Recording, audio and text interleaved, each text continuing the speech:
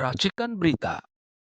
Assalamualaikum warahmatullahi wabarakatuh. Waalaikumsalam warahmatullahi Selamat wabarakatuh. berjumpa kembali para pemirsa UI Watch yang terhormat. Pada hari ini dalam podcast sekarang ini kita akan mendengarkan dua pakar ekonomi dan hukum kita, yaitu Pak Hasril Hasan, lalu kemudian Pak Hasrul Harun. Dalam kesempatan ini kita akan membahas masalah food estate yang kemarin dikebarkan oleh Pak Prabowo akan dilaksanakan di Papua, di Merauke. Sampai jauh mana itu bisa dilaksanakan? Kita akan mendapatkan kita ingin mendengar pandangan dari seorang pengamat ekonomi, Pak Hasril Hasan, yang kemudian akan diteruskan nanti oleh Pak Hasrul Harun sebagai pengamat hukum. Ya, silakan kepada Pak Hasril Hasan, bagaimana pendapat Bapak tentang food estate kita ini? Mungkin kemungkinan bisa dilaksanakan atau tidak? Silakan. Jadi sebetulnya saya agak terkejut juga karena begitu cepat ingin membuat food estate tanpa suatu kajian yang mendalam dengan melibatkan ahli-ahli pertanian, ahli-ahli bahwasanya Indonesia itu negara agraris ya yang dikaruniai oleh Allah dengan iklim yang sangat baik, matahari terbit sepanjang tahun. Dan hujan juga silih berganti. Itu membuat Indonesia merupakan lahan yang sangat subur untuk pertanian. Ya, untuk pertanian sangat subur. Tapi begini, sangat subur dalam pertanian bukan berarti pemimpin boleh semaunya saja menanamkan apa saja tanpa satu ilmu pengetahuan mengenai pertanian. Seorang Jenderal Soeharto saja yang notabene anak petani, dia belajar dari banyak profesor pertanian dan profesor ekonomi selama masa pemerintahannya. Makanya tidak heran mengapa seorang Soeharto bisa memimpin Indonesia dalam waktu 12 atau 14 tahun, bisa membawa Indonesia menjadi penghasil beras, swasembada beras. Swasembada beras ya, penghasil beras. Jadi artinya swasembada beras itu Indonesia bisa menghasilkan beras untuk rakyatnya sendiri tanpa mengimpor. Tanpa mengimpor. Terus bagaimana kira-kira prospek daripada food estate yang akan digagas oleh Pak Prabowo ini? Pak Prabowo, saya bilang sih dia sangat terlalu terburu-buru mengatakan saya mendengar pidato beliau di hadapan anggota DPR dan MPR, dia mengatakan dengan gagahnya bahkan Indonesia siap menjadi lumbung pangan dunia. Tunggu dulu Pak Prabowo, apakah Pak Prabowo tahu bahwa orang Amerika itu tidak makan beras, tapi nanam gandum. Apakah Indonesia bisa menghasilkan gandum? Kan mesti begitu mesti berpikirnya. Ini suatu ngomongan yang gegabah kalau menurut saya. Kalau bahasa saya, Pak Prabowo Anda offside kalau istilah sepak bola. Offside. Sesuatu yang tidak mungkin tapi dianggap mungkin oleh dia. Iya. Begitu kira-kira? Ya. Offside. Ya, offside. Mengapa tidak belajar dulu dari ahli pertanian baru memberikan statement? Dan statement itu menurut Pak Hasril adalah statement yang salah dan tidak benar. Yang di hadapan DPR MPR? Ya sangat salah. Nggak mungkin lah Indonesia menanam gandum terus menjadi lumbung pangan dunia. Sekarang beginilah, jangan ngomong terlalu tinggi. Kalau saja Pak Prabowo itu bisa membawa Indonesia menjadi penghasil beras, swasembada beras, seperti yang dicapai oleh Pak Harto dalam waktu 12 tahun pemerintahan awalnya, itu sudah alhamdulillah bagusnya luar biasa. Pasti rakyat akan terkenang terus dan memilih Bapak untuk menjadi pemimpin yang kedua kalinya dan seterusnya. Ya, Pak Hasrul, sebagaimana pernyataan Pak Hasril tadi, bahwa sebenarnya itu menghayal kalau kita ingin mengadakan menjadi lumbung pangan dunia.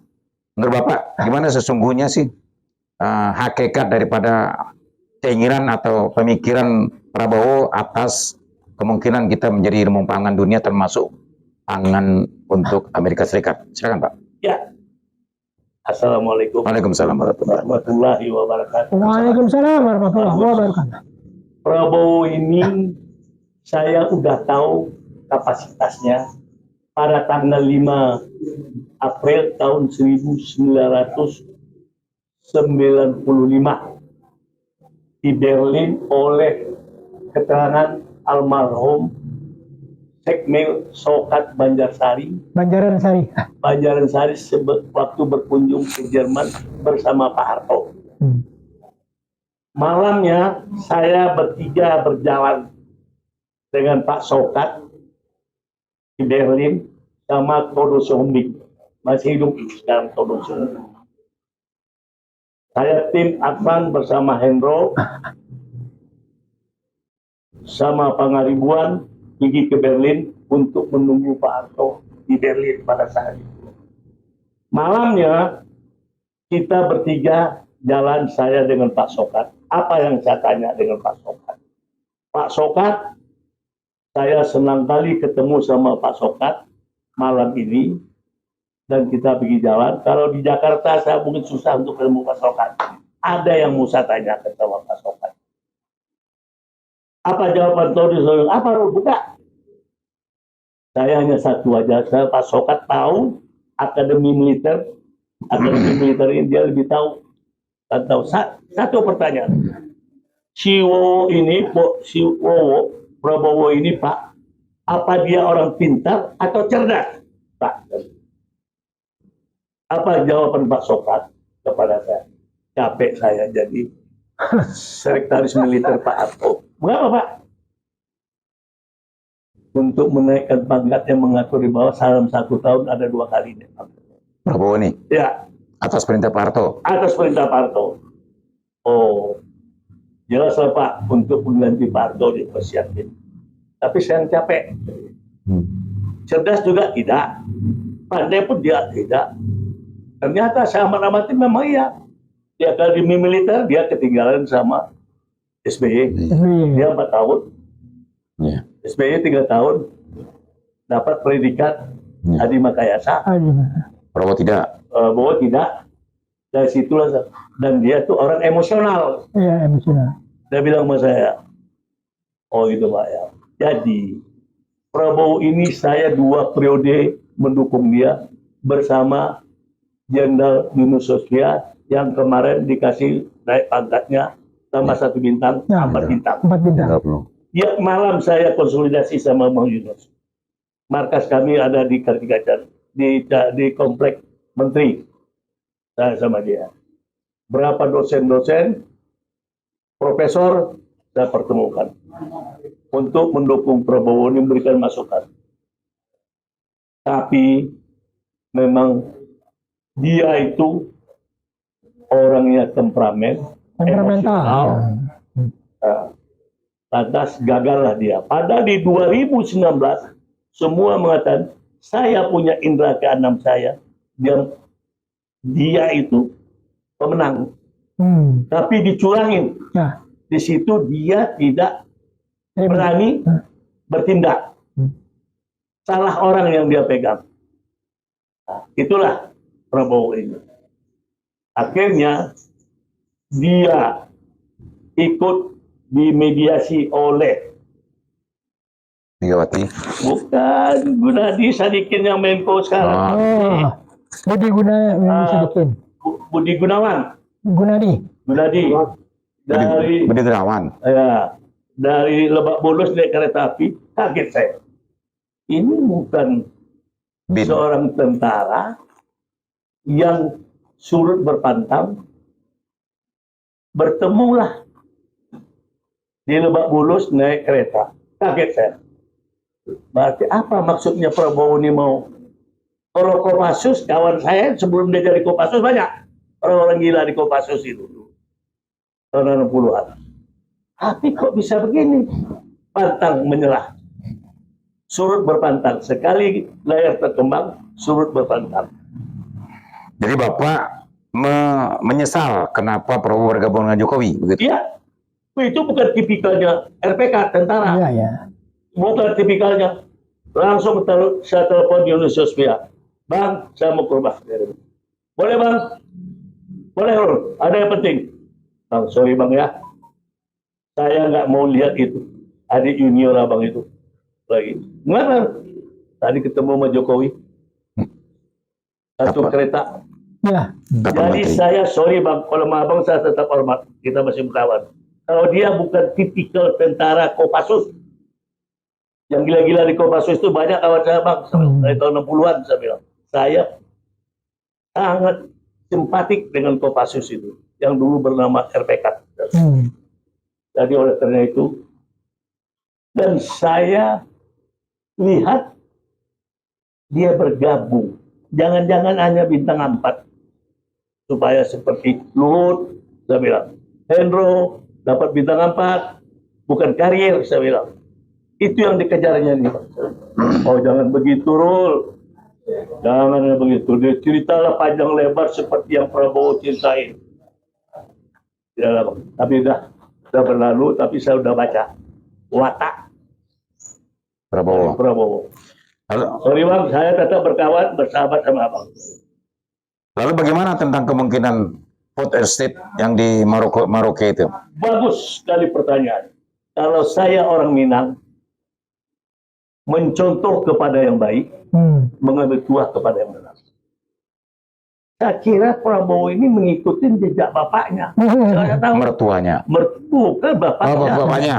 Sumitro kan ahli ekonomi. Ya. Kalau mau pergi ke tim-tim katanya bawa buku ekonomi 1 ransel. Kata Bang Yunus. Baca dia tuh. Kapan perangnya bang? Nah, itu hobinya baca. Sudah dia baca. Tentang food estate kita belajar. Dari pengalaman sudah-sudah. Indonesia ini besar. Itu yang saya puji adalah itu Ibnu Sutowo. Ya. Yang membuat rice estate di Palembang. Itu bertop. Jadi setiap provinsi harus dibangun food estate. Berapa provinsi? Mobilisasinya tidak tinggi. Ya. Risiko dibagi-bagi.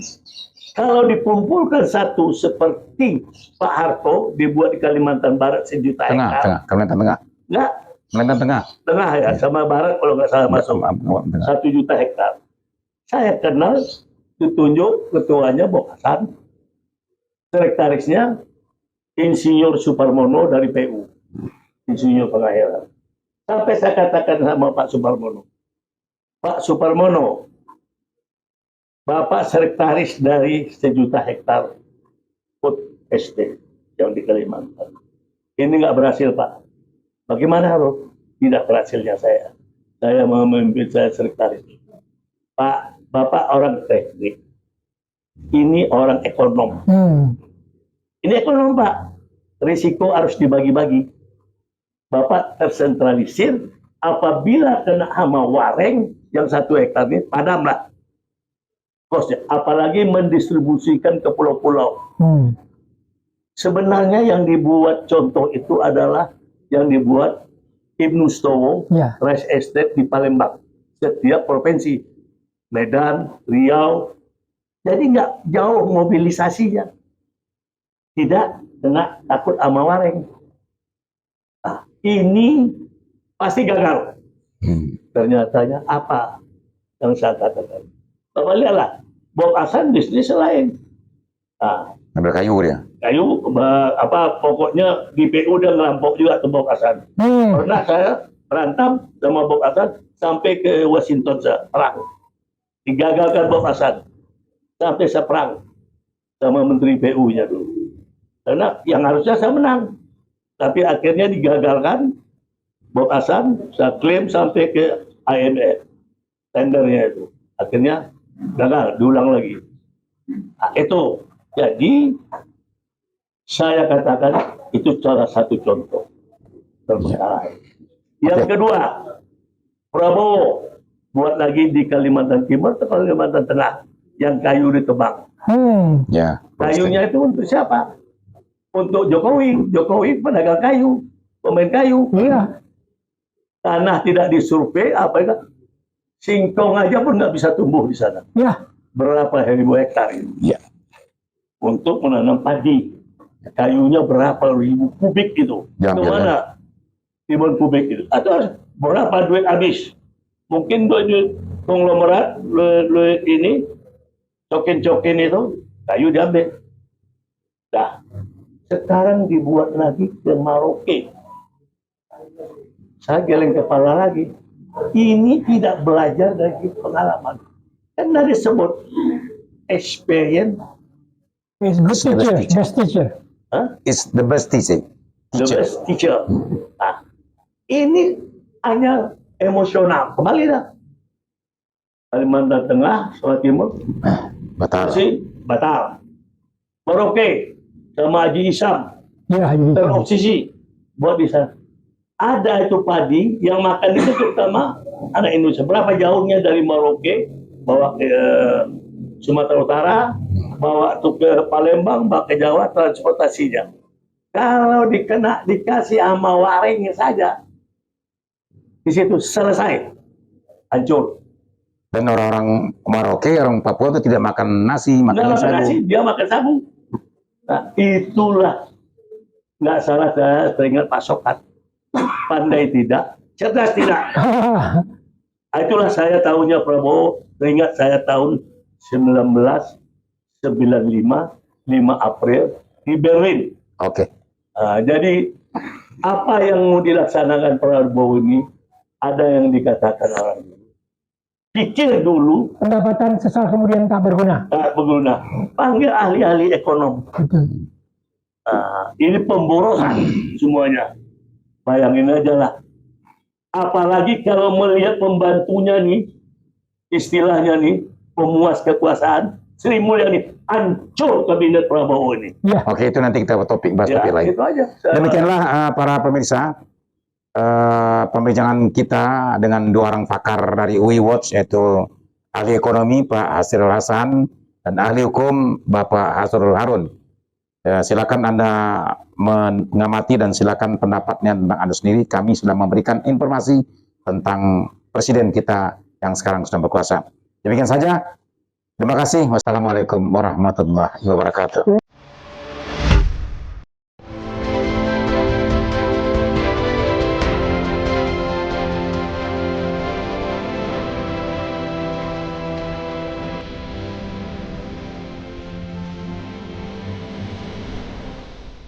Racikan Berita